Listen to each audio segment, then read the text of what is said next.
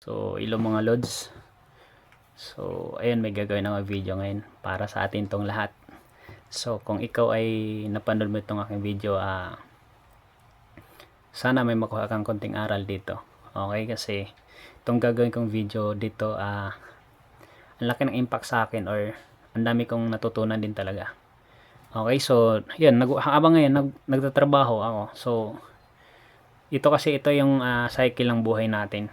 Nating mga nagtatrabaho, okay? So, kaya kumbaga karamihan magkaano ngayon, 'di ba? So, magkaano ba ngayon yung yung pinaka minimum? Okay, yung minimum ngayon is 610, tama, 'di ba?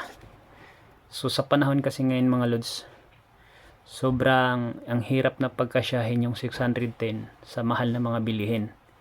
Okay, so, yun, ito yung rotation or cycle ng buhay natin. Work, okay? So, for example, ikaw yung may work ngayon, tapos papasok ka, trabaho, pagdating ng 15, yun po yung sahuran. Okay? So, pagdating ng 15, kinsinas, malayo pang sahuran, andito pa, ay 15, ito yun, sahod pala to. Ito yung sahod. Mali, okay? 15 sahod, tapos sahod din. Sahod. Okay, work. 15 sahod. So, malayo pa ang 30. Pagdating ng 30, mahawakan mo lang ng ilang days. So, pagdating ng ilang days, isang linggo, kailangan mo nang umutang. Kasi, wala ka ng pera, naubos na kagad yung sahod mo. Tama? So, utang ka ngayon para pagkasahod, may pangbayad ka naman. Okay, bayaran mo yung utang pagkasahod ng 30. So, papasok ka naman. Tapos, sahod, 15. Ilang araw, ubos na naman, utang ka naman. Pagdating ng 30, magbabayad ka na naman. So, ubos na naman, magtatrabaho ka na naman. So, ito yung cycle ng buhay natin mga lods. Okay, so ano pa yung point doon? So, sobrang hirap kapag, aasa lang tayo sa isang income or aasa lang tayo sa trabaho natin kasi yun, sa panahon ngayon 610, sobrang hirap na pagkasyahin ngayon. Magkano kilo ng bigas? 50. So, sa isang araw, hindi magkasya yan kung may pamilya, may mga anak ka. Tama, di ba? Ulam, sabihin na lang natin 200. Maghapon, anong mabibili mo sa 200? Magkano kilo ng baboy ngayon? Manok or isda? Ano pa? Bills ng kuryente, tubig. So, 610, magkano ang isang buwan yan? 15,860. Okay? So, kung aasa ka lang sa trabaho mo, 610, may bawas pa yan, babawasan pa yan. For example, nagtatrabaho ka sa SM. Babawasan pa yan ng tax, Pag-ibig, SSS, PhilHealth. So, pamasahe mo para araw-araw. Sa panahon ngayon, hindi na makasya yung 610. Kumbaga, realistic lang tayo. Yun pa yung ng buhay na sobrang hirap na pagkasya yung 610. Okay, so, hindi ko pa sinama dyan yung pamasahe. Okay, bills pa lang yan. Bigas, kasya ba yung 1 kilo isang araw? Kung may mga anak ka, 3, 2. Ulam, kasya ba sa tingin mo? Pwede siguro tuslo-tuslo ka asin. Yun lang, yung pinakaano ko, diba? So, utang, work, utang, pagkasahod, utang. So, ganun lang po yung rotation ng buhay natin. Iikot-ikot ka lang dyan. Kapag hindi ka aalis dyan, pwede naman. Advice ko lang sa inyo, mag-work ka, tas hanap ka ng sideline. Okay? Hanap ka ng sideline na pwede mong idagdag, pwede mo siyang gawing part-time.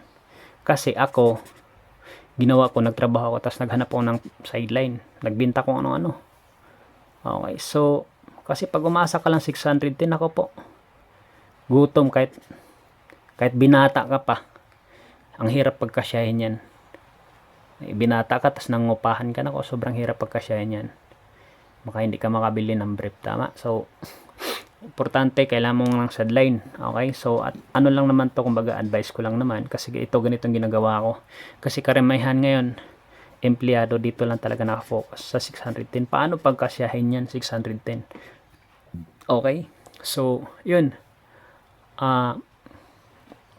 sa tagal na nating nagtatrabaho, ang tanong, may inaipon ba tayo? Wala pa, tama. So ilang years na tayo nagtrabaho? 10 years, 20 years, 40 years. Darating ang time, ilang taon ka na ngayon, for example lang 30 ka na ngayon, 70 plus, 30 plus 40, di 70 years. Kaya mo pa bang magtrabaho ng edad ng 70 years? 70 years old?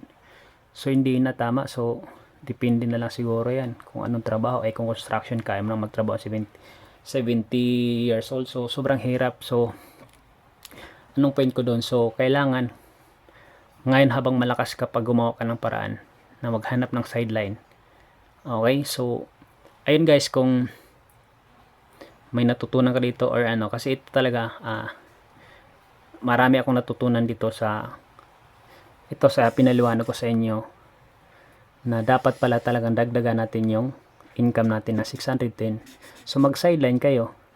Kung gusto niyo pong mag-comment kayo, meron akong ituturo sa inyo na pagkakita no source of income na pwedeng idagdag dito. So sample, kahit mag sideline kayo, ang kita nyo sa isang araw per 100, no?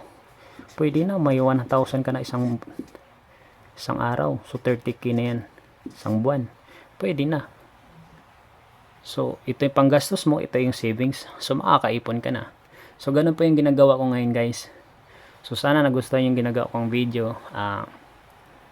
Ayun, hindi naman sa pangano, kasi ayun, hindi naman lahat na work na 610, depende sa ano ngayon. Pero sa totoong buhay guys, karamihan ngayon bagong graduate.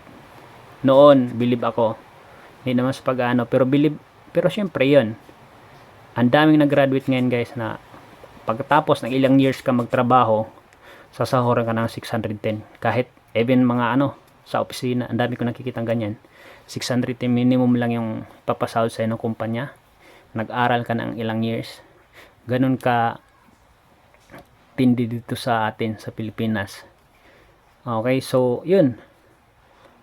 Ang iba naman, kapag kung marami ng experience or mas mas mataas na, 610, umabot na ng 1.3. Ayan, depende yan sa nila, sa company. Okay, so pero pag nag-start ka, pag ikaw nag-work, 610 talaga. Karamihan dito 610, yun po yung pinaka-minimum natin. Kaya minimum, sobrang hirap pagkasya na yan. So yun lang guys, kung may natutunan ka sa aking ginawang video, or yun, na-motivate or na-inspire ka dito, or may natutunan ka, paki-share and like naman sa aking video. Thank you.